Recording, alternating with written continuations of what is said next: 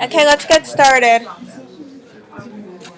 So, as the attendance dwindles in the class, I'm going to take note of the people who are here. Well, first of all, the people who are here clearly love science and want to learn. And I think that's beautiful.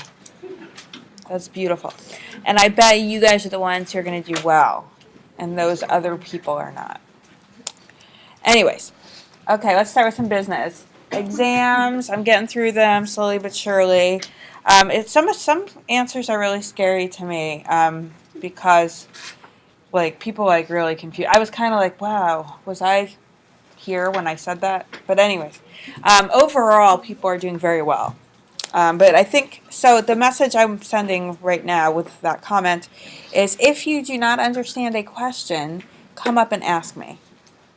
I won't tell you the answer, but I will reword it or clarify it or anything that needs to be done. But if you answer a question incorrectly because you didn't answer, you didn't understand it, well, that's just a shame. Like the ERAD one, a lot of people just gave me definitions of what each component was, and that wasn't the question. The question was, which of these could be messed up, and that would result in escape of misfolded proteins from the ER. And so just giving me definitions, that's wrong, because that's not answering the question. So if you're, and those people are probably not, those are the ones who aren't here who did that. All of you guys answered it right, hopefully. So they'll be posted, but please ask me if you are unclear. Those will be posted hopefully by the end of the day of Friday or Monday at the latest, because there are a lot of you, despite what it looks like right now. Extra credit. A lot of people did a great job in answering one or both of the extra credits.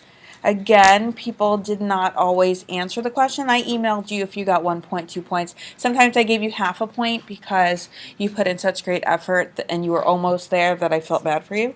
But to get the credit, you really need to answer the question. A lot of people sent me something about how STAT is phosphorylated and dimerizes, and that is what allows it to go to the nucleus. Well, yes, I taught you that in class.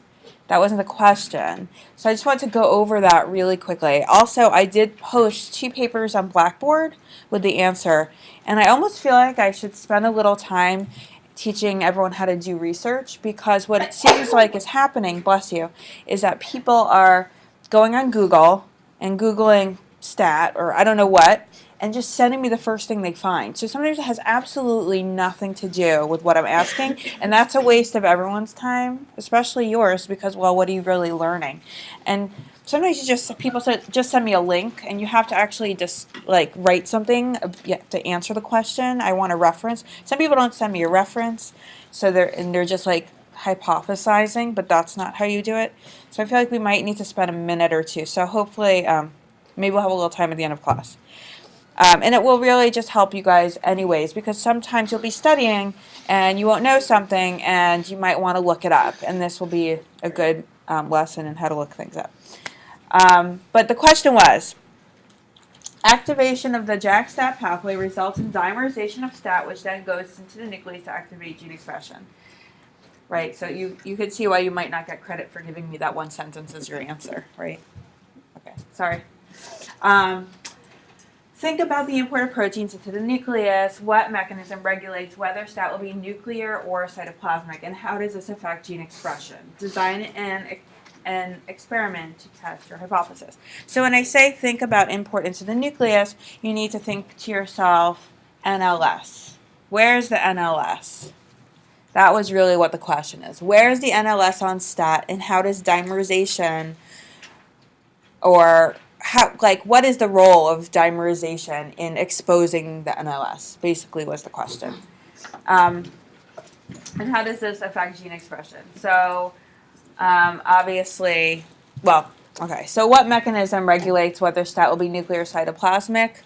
Did anyone find an answer that I told them was right? Yeah. So, STAT, when it dimerizes, it's going to undergo a conformational change that we use an NLS sequence, but when it's not dimerized, it doesn't have an NLS. Pretty much that's it. When it's phosphorylated, which mediates dimerization, you have a change in the surface of the protein that is exposed, and that allows exposure of a sequence similar to an NLS. It's a lysine arginine rich sequence, and that interacts with importin. So now it makes sense why when stat is not dimerized and it's just a monomer, it's not going to have that because it's going to be in a different conformation, which is obscuring that NLS. And so it won't be recognized by import and it won't go into the nucleus. Absolutely right. How does this affect gene expression? Well, clearly, if it's dimerized, it goes to the nucleus, it's going to activate gene expression. Design an experiment to test your hypothesis. A lot of people sent me the answer but forgot that part. Like, you got so excited that you found it, which is awesome. And I gave credit for that, but forgot that part. So what's an experiment that would test your hypothesis? So we've decided our hypothesis is that there's some kind of surface formed upon dimerization that looks like an NLS. And that binds with importin, and that's what takes it into the nucleus. So what experiment can you do to test that question? First of all, what's the question? Oh dear. Okay, I know you're all just shy and don't want to tell me what you think. Okay, so can someone give me something? Give me something. Oh dear. Yes. Where you expected to single C and see if the Right. So you can mutate those lysines and arginines and see if it still goes into the nucleus. Now, I was thinking about what experiment I would design, and the key here is really showing that the dimer, it actually needs to have this surface that has the NLS. So you need to mutate the protein in such a way that it will still bind together. It can still be phosphorylated. It can still bind together. But on that surface, there won't be those lysines and arginines. So then you show, okay, it's still dimerizing, but it can't interact with import and it can't go into the nucleus. Anyone want to add to that? Are any people completely confused and not following anything that I'm saying? So everyone's completely following and feels good. And if this was on an exam as an extra credit at some point, you'd be able to answer it. Okay, good. Fantastic. 10 points on your next test. Okay. And then there was a question about mutations that result in leukemia, and almost everyone who sent that to me was right. There are a whole bunch of mutations, and you really just need to tell me what they were. Some people told me there were mutations, and that doesn't help me when the question is which mutations. So again, if I say it once, I'll say it again. I'll probably say it every day. You need to answer the question. Because I want to give out extra credit points, but it's hard when people don't answer the question. Okay, quiz from the weekend. Just a few questions that we can go over. Get out your ABCDs if you want to participate. I was thinking we could turn it into like a yoga-inspired quiz where, like, if it's A, you have to get up and go like that. B, C. I don't know what D would look like. You can work together. E.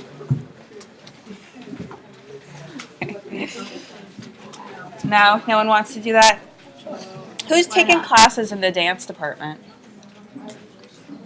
There's a guy in the dance department. He's fantastic, and he was involved with there's like a January winter conference that all the faculty go to, and we learn about how to be good teachers.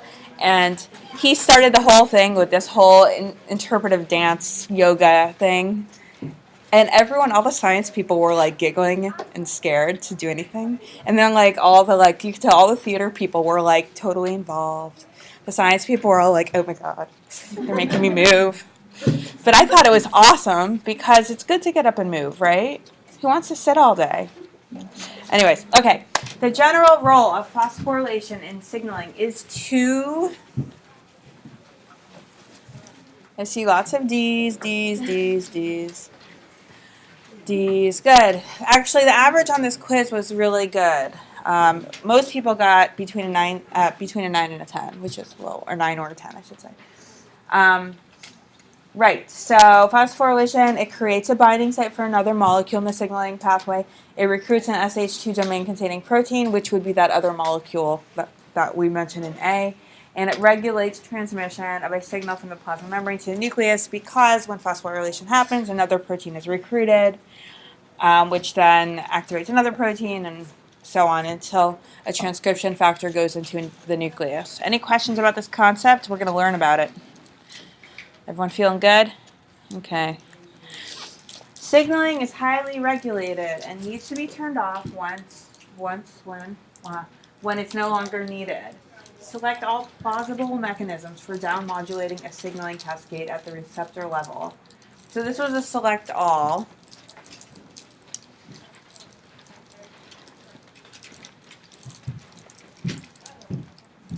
Or you can tell me which one's not.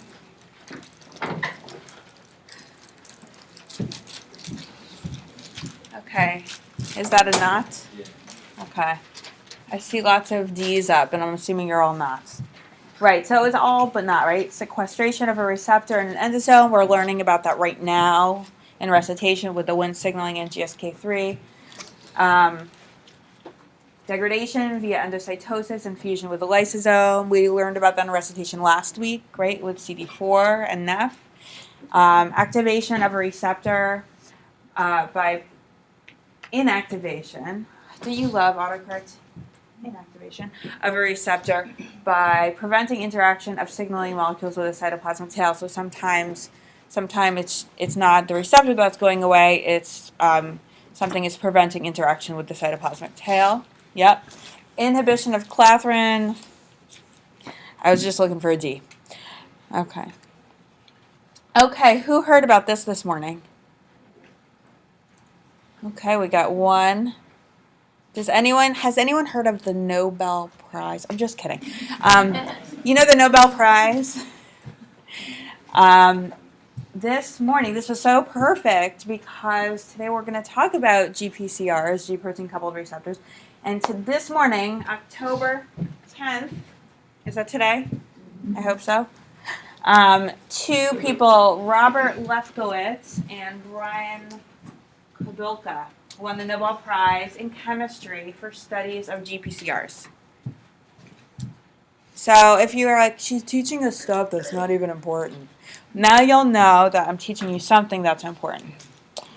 This is pretty cool. This is from the Nobel Prize has their own website, and it's really nice actually because they have really nice figures that are meant to be understood by lay people. And so this is their explanation of GPCRs.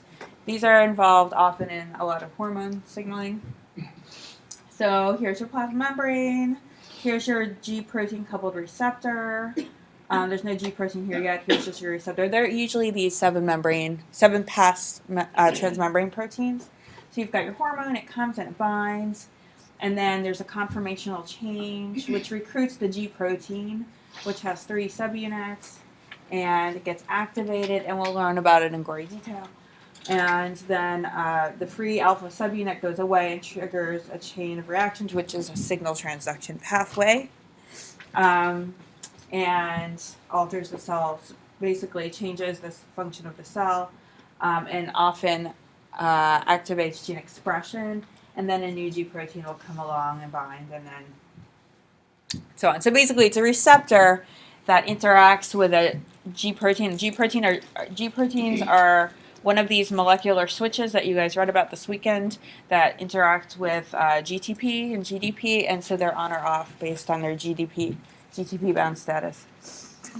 So Nobel Prize, and I was thinking to myself as I was walking here, I crack myself up all the time, just like walking in the hallways, and so I nearly fell down the stairs cracking myself up.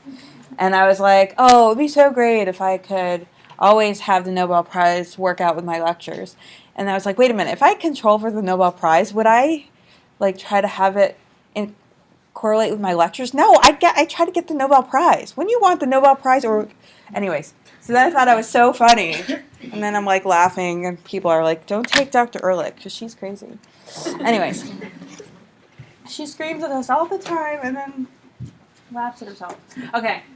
Last time we started signal transduction, we did our interactive activity. Some people told me they liked it, so good. That makes me happy. And basically, signal transduction is the response to the environment communicated from the receptor to the nucleus, right? That's kind of like weird English. But the cell is responding to the environment by binding some kind of molecule to a receptor on the cell surface or a molecule diffusing in through the plasma membrane. And the whole end product is some transcription factor binding a promoter and activating gene expression, usually. And we talked about different examples of different kinds of signaling pathways. We talked about one through an enzyme-linked receptor, and one was through a what was it? Oh, that was the NF-kappa B pathway, where it was a latent gene regulatory protein. But we'll get more into that. That was just kind of an intro. And we started to talk about nuclear receptors. So here's where we left off. Cells communicate through binding of receptors by signaling molecules that are secreted by other cells, right? So a cell secretes some cytokine or some hormone or some molecule.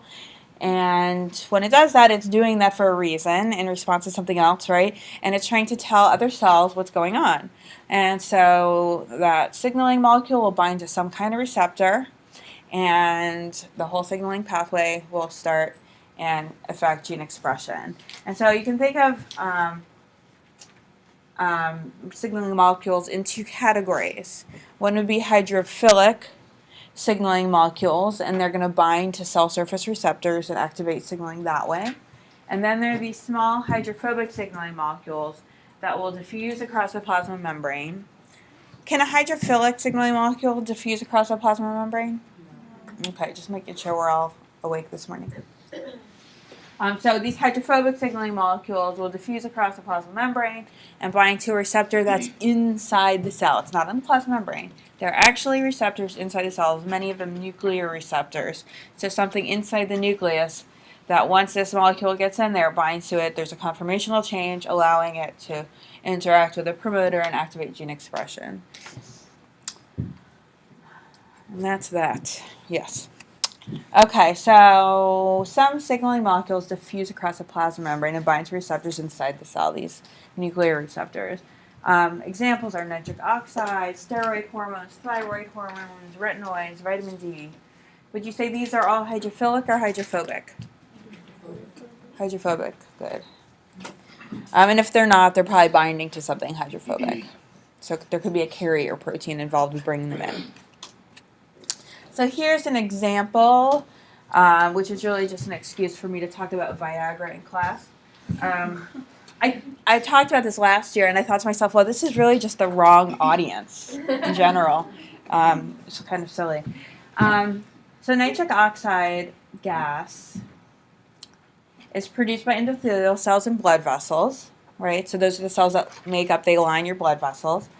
And it diffuses across smooth muscle cell wall, the smooth muscle cell wall, to stimulate muscle relaxation. So here you're seeing outside molecule, nitric oxide, produced by another cell, the endothelial cell. It binds to it doesn't bind to a receptor on the plasma membrane, but it actually diffuses across the smooth muscle cell membrane, right? And it stimulates muscle relaxation. So it's binding to some kind of receptor inside the cell, which is affecting gene expression and muscle relaxation, and inducing muscle relaxation, right? So here's an example of how it all works. Well, one example of how it works in the form of nitric oxide, and then how different drugs work in the pathway.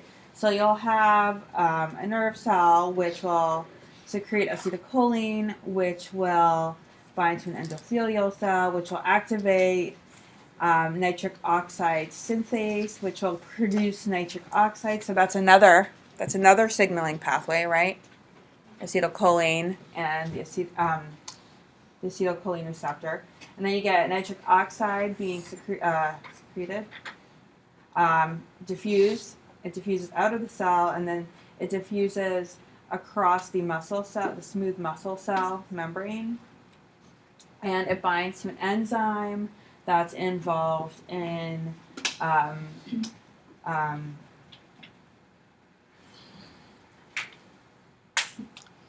forgetting a word. Anyways, GTP to GMP, and then you get relaxation of the muscle cell. So it's contracted and now it's relaxed. Okay, so nitroglycerin, right? Who's ever been on nitroglycerin? Who has angina? Hopefully no one. Good. Actually, I probably shouldn't even ask those questions because of HIPAA. I apologize.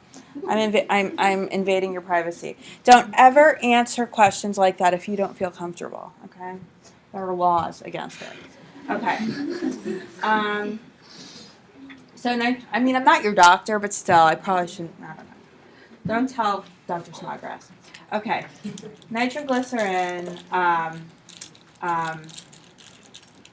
nitroglycerin is actually converted to nitric oxide gas, and that's how that works. And it induces the relaxation of heart muscle, so that reduces the workload of the heart. Viagra inhibits this enzyme. It actually binds to guanyl cyclase, and it no, it doesn't. I take that back. It inhibits the GMP phosphodiesterase, so it increases the half-life of GMP. And this results also, it increases the half-life of relaxation of your blood vessels. And you see what that results in. So that's an example of signaling through a not nuclear receptor, but a hydrophobic molecule or some small molecule that's going to diffuse through the plasma membrane of the cell and activate some kind of function. It probably, in this case, it's binding to guanyl cyclase, and it's involved in the conversion of GTP to GMP. I hope you've all memorized that, because there's going to be a quiz right now. Take a paper, draw it all out. No, just kidding. Okay, so we're talking about small hydrophobic signaling molecules that bind to nuclear receptors to stimulate gene expression. So some examples are cortisol, estradiol, testosterone, thyroxine, vitamin D, and retinoic acid. And notice a lot of these are hormones. So safe to say, where do you think a hormone receptor is located? Huh? Uh-huh. Where? Yeah. Maybe in the cytosol. I would say in the cell. Often in the nucleus. But definitely inside the cell compared to the plasma membrane. Right? Right, because they're hydrophobic, so they diffuse through the plasma membrane. But you're close. Some might be in the cytosol. Okay, so what is she talking about? I have no idea. Okay, so the way it works, this is just an example of a nuclear receptor that's inactive and active when bound to the ligand. So here, these are nuclear receptors, and basically the binding of these small molecules causes a conformational change in the receptor. So here you can see here's your receptor, and it's bound to some kind of inhibitory protein, which is also blocking the DNA binding domain from interacting with the DNA. And when you have the small molecule that comes into the cell, it's going to bind to this region right here and induce a conformational change. You see here's a C with a little thing coming down, and now it's like a curled up C. So kicks off this inhibitory protein, changes the conformation, makes a binding site for a coactivator protein, and you have interaction with the DNA element, and you'll end up recruiting RNA polymerase and expressing genes. Yes? Sorry, so are these things diffusing through the nuclear membrane? Or the plasma Membrane is membrane. Or both? Okay. Yeah, so the question was, are these things going through the plasma membrane or the nuclear membrane? In reality, what's to stop it from going through the nuclear membrane after getting through the plasma membrane? Because if it can diffuse through membrane, it can diffuse through membrane. And also, don't forget that your nuclear pores small things can diffuse through them too. Yeah, good question. Yes. Is this random diffusion or is it following a concentration gradient? Huh? Is it following a concentration gradient? Is it or just following a random? concentration gradient? I've never thought about that. Let's work through it. So are you thinking like how does it know to get here, basically? Yeah. Yeah. My guess I don't know if it's I'm guessing it must be. Or if it's just a numbers game. So the question is really, how does the small molecule know to find this receptor? Yeah. Is that kind of what you're thinking? Yeah. So is it following a concentration gradient? Maybe. Is it? I guess I should know this a little bit more deeply. Or is there just so much of it circulating that it just gets in there and there's because it's not one receptor, right? There's tons and tons. So I don't know. Seems logical. Or I should say it is known but not by me. That's how I need to start answering things. Okay.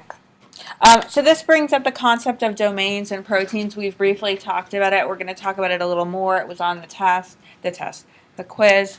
So this comes up to this question. Proteins have different interaction domains. A domain refers to... That's actually a concept that people have a really hard time with understanding. So I'm going to bother you a little bit on this. A, C, A, C, C, C, C, C, C, C, A, C, A. Okay, so it seems like there's going to be a fight between the A's and the C's. Okay, all the A's on this side, all the C's on this side, and you guys can have knives. No, that would just be super dangerous. No weapons allowed.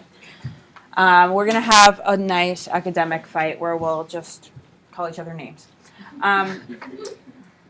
So A is the amino acid sequence. So the amino acid sequence does make up does basically determine the secondary and tertiary structure of a protein. Yes. But domains refer to function. So there are functional domains. So just because you have a helix doesn't mean that helix has a certain function other than maintaining the structure of a protein. So the right answer is a structure on a protein with a particular function. So that would mean if we go back to this, you're seeing, here's your transcription activating domain, here's your DNA binding domain, here's your ligand binding domain, here's your carboxy terminus, which happens to be the domain that interacts with some inhibitory protein. And so what it means is when this protein's all folded up, it makes a shape that looks like this.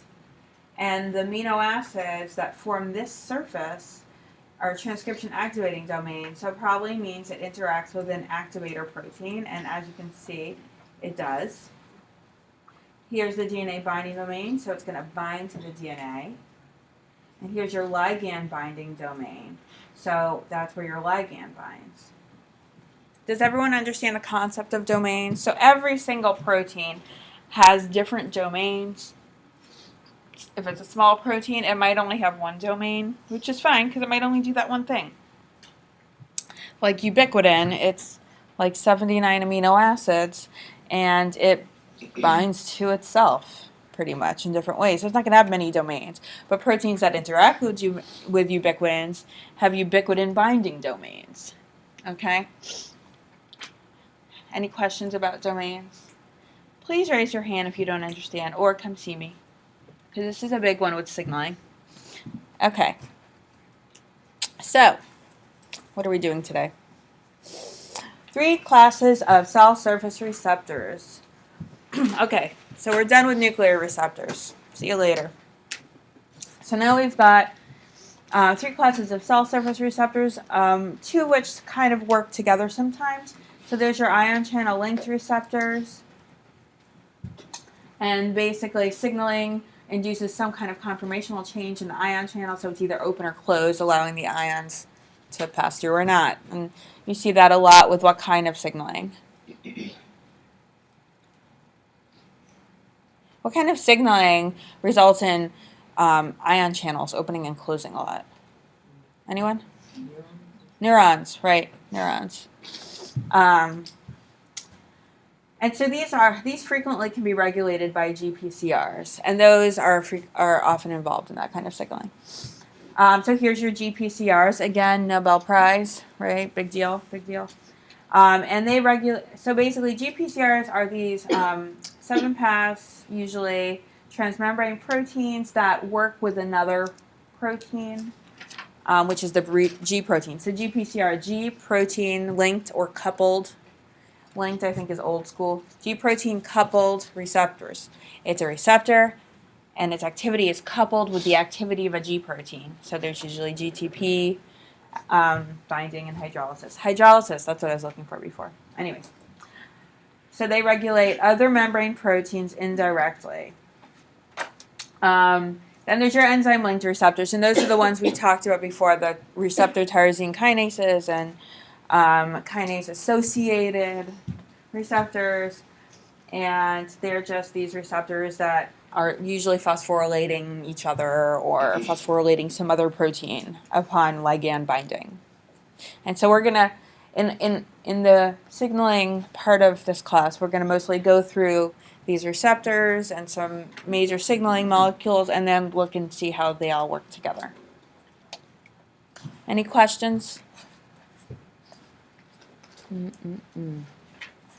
I probably could have let like 20 more people in this class if I had known there'd be so many empty seats. Somewhere, someone's upset they're not in this class. Okay, concept of molecular switches. There was also a question on the quiz about this, which I should have just put after this so we could do it, but whatever. So the basic concept, who wants to tell me how they understand a molecular switch? Yes? It's a molecule that basically can change its conformation back and forth. Right, so it's a molecule that can change its conformation between two different conformation, and it activates different things based on its conformation. Perfect. And what about the molecule regulates whether its conformation will be one way or the other? Huh? Whether GTP or GDP is bound, or actually, and you can think of phosphorylation also the same way, whether ATP, well, not ATP, but whether it's a molecule is phosphorylated or not, that also changes its conformation and allows whether or not something's going to be activated or not. So you can think of it as GDP bound or not phosphorylated. Frequently the molecule's off and can't interact with whatever it needs to interact with. And GTP bound, so when you have a phosphate group, that's so funny. When you have a phosphate group added over here, so when you're phosphorylated or when you're GTP bound, you tend to be on. And so that often results in signaling moving forward. Okay, yes?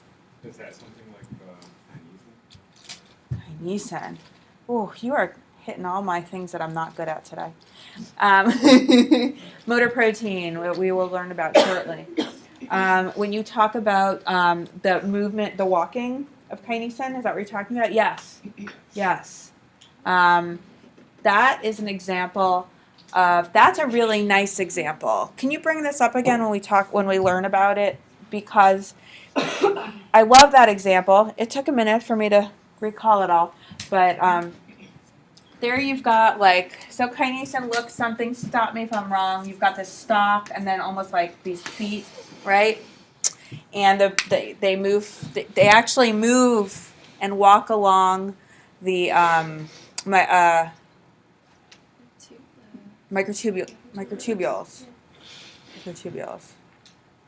I always get confused with actin and microtubules and dinins. Isn't actin from muscles? Well, actin can be for muscles, but actin's also for more than muscles, as we'll learn. There's the structure and the movement of cells and stuff like that. But we'll learn about that. But anyways, back to what you're saying. So the movement of these feet is based on GTP or is it ATP, hydrolysis of one of these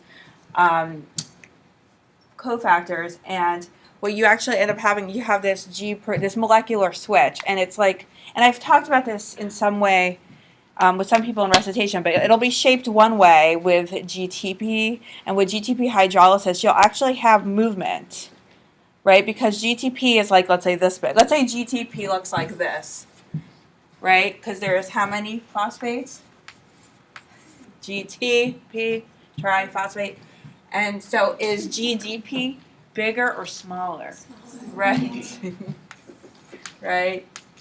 So you can imagine, this is a super simplified explanation, but if you have, I don't know where it is, but let's say it's somewhere over here. If you have something big here, this movement will like maybe be like this. And when you have hydrolysis and one goes away, maybe it'll come back or something like that. And that's actually, and we'll go into the more detailed explanation, but you can imagine if you've got like two legs walking, right? And what's pushing them forward is this G protein, then when you have hydrolysis, you're going to have a smaller molecule in there, and that will actually move the protein, which then ends up moving. So it has like a GTPase domain, and it'll actually regulate the movement of the legs or whatever of the motor protein. A lot of motor proteins are like this.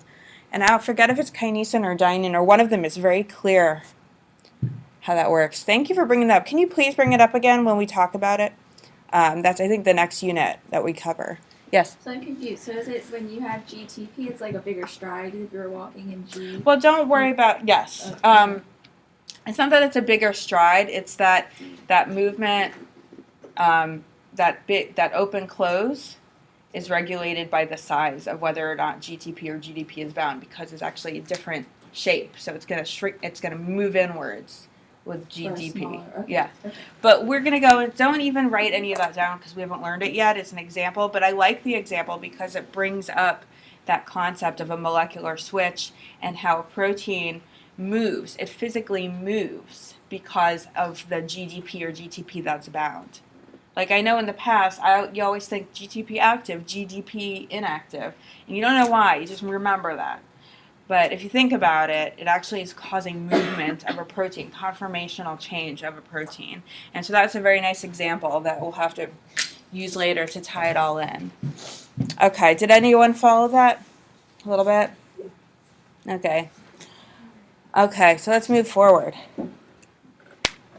Domains, more domains. Okay. So, and I'm harping on this because people are always confused by domains. So domains are responsible for different interactions and functions, right? So you've got, here's an example, okay? You'll have a signaling, you'll have a receptor, right? And it'll be phosphorylated when it's activated. And that'll result in recruitment of a protein containing an SH2 domain. SH2 domains bind to phosphotyrosine. So if a tyrosine is not phosphorylated, will an SH2 domain containing protein bind? Uh-oh. No one's really saying anything. No. Okay, I heard a few no's. Okay, so the domain is in this second protein, the signaling protein that's recruited to your receptor. So you've got ligand binding, phosphorylation of the receptor, cytoplasmic tail, and the whole point of that phosphorylation is not just some magic that results in signaling. It actually is creating a binding site for another protein.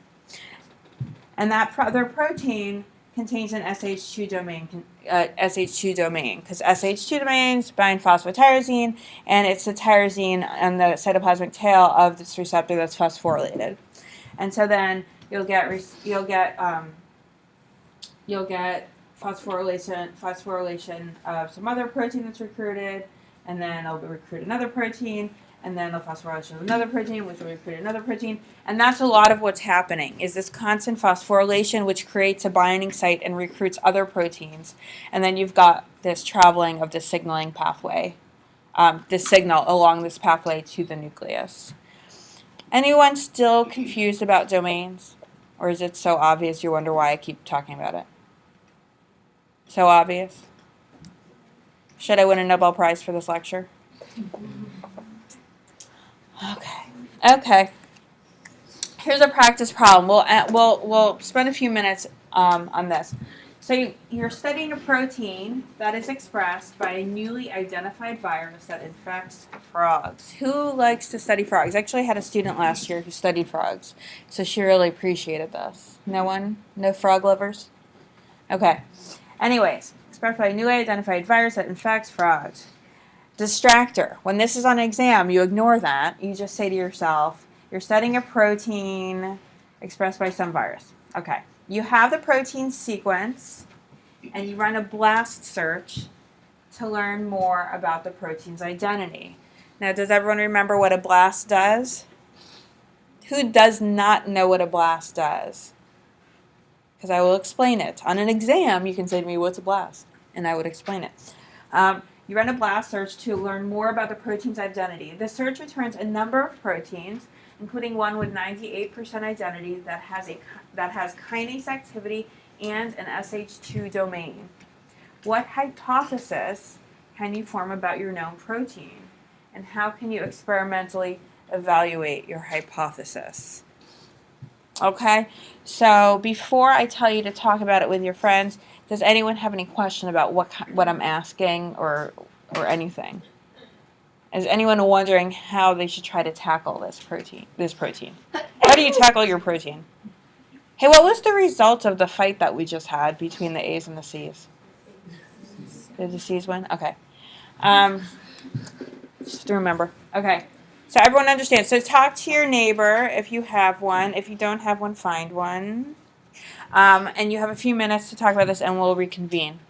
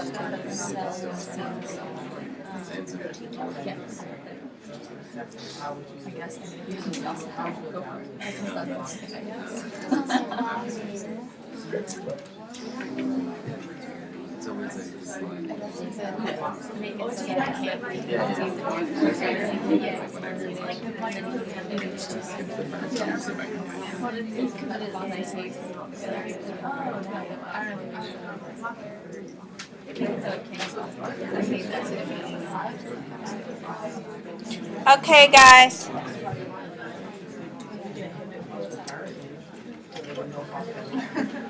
So who enjoys these practice problems? Who ignores them, doesn't do them, and hopes that they're just waiting for the answer? Okay, I just want to make sure, because those who are not doing them and just waiting for the answer, you're losing the opportunity to do well on an exam. Just saying. Okay. So let's see. Okay, so who wants to give me something to work with when it comes to solving this problem? Who has some sort of solution? Okay, so what we said was we think that the protein is a receptor because the receptor gets phosphorylated and then that recruits the SH2 domain. So we were thinking to test it, we could inhibit, I guess, the signal that reaches the receptor, or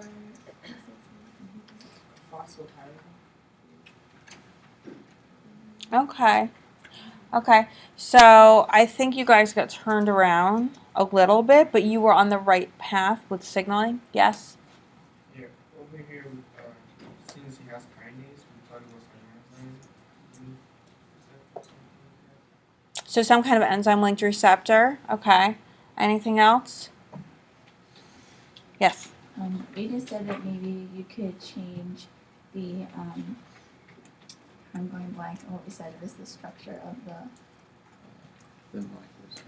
well, it said, we said like in the the signal, the actual structure of like the domain itself, like that, and see if it's still see if it's still getting in by changing like something in the sequence to change the shape of it. Okay. So change the shape of a receptor or a signaling molecule or Yeah, that's the signaling molecule. okay. So we got one person who thinks it's a signaling molecule or a receptor, another person who thinks it's a receptor, and then someone who thinks it's a receptor, right? Yep. Could you tag the actual protein and then also tag the SH2 and then determine if they are not? Okay, so I think we're having a hard time understanding the question. That's what I'm finding. So let's clarify, okay? Because all of these answers are all really interesting answers to a question that is not this one. So let's just make sure we're clear. So you've got a protein. You blast it, and you get a whole bunch of proteins, and one then one has 98%. So it's similar to a protein with kinase activity.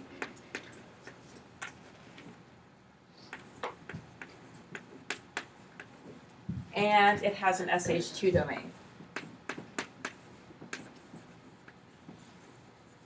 So you're thinking about a protein that has kinase activity. So what does kinase activity mean?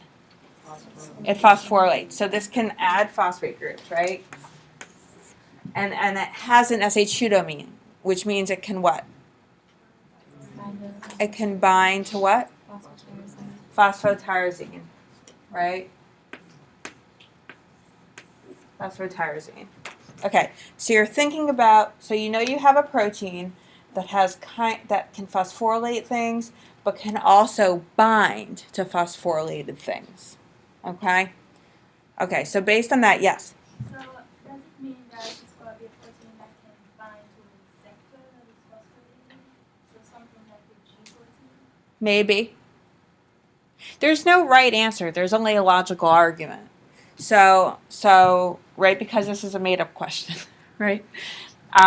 So your answer was thinking, where you guys were thinking receptor, right? So a receptor can have kinase activity, and it can bind to SH2 domains. But I think it was where you went after that got confusing.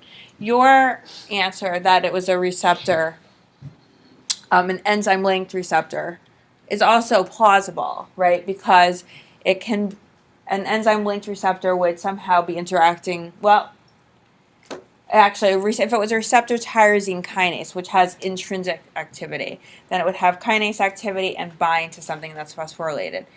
And then you were throwing me off because it was like you were wanting things to interact in some way. So that's where I got confused. So, okay, so now we know, so could it be, so right.